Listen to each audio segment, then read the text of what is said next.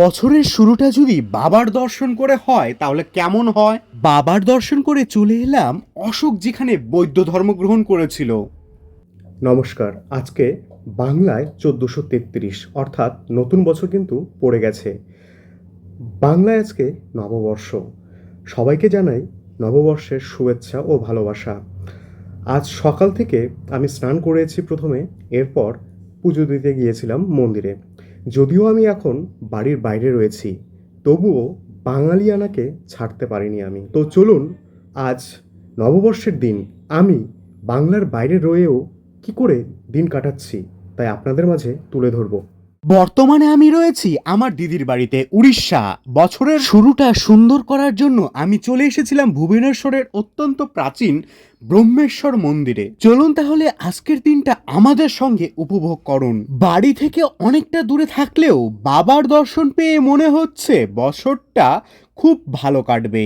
এই ব্রহ্মেশ্বর মন্দিরে বাবার দর্শন করে মনটি সত্যিই শান্ত হয়ে গেল। এই ব্রহ্মেশ্বর মন্দির কিন্তু অতি প্রাচীন, এর গায়ে সূক্ষ্ম কারুকার্য দেখলেই বোঝা যায় আমাদের ঐতিহাসিক স্থাপত্য কতটা সমৃদ্ধ। এখানকার পরিবেশটাও ভীষণ শান্ত এবং পবিত্র।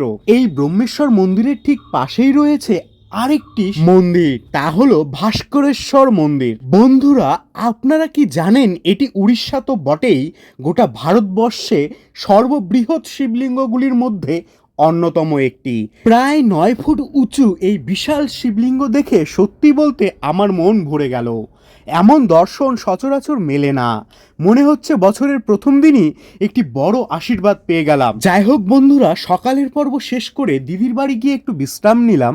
এরপর বিকেলবেলা আবার বেরিয়ে পড়লাম সাইট সিন করবো বলে, কিন্তু জানতাম না যে এইখানে নিয়ে আসবে। এটি একটি ঐতিহাসিক স্থানও বটে। আমি বলছি ধৌলি শান্তি স্তূপের কথা। এই জায়গাটার ইতিহাস শুনলে গায়ের লোম খাড়া হয়ে যাবে।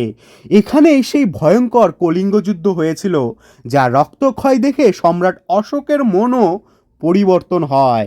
তিনি যুদ্ধর পথ ত্যাগ করে বৌদ্ধ ধর্ম গ্রহণ করে।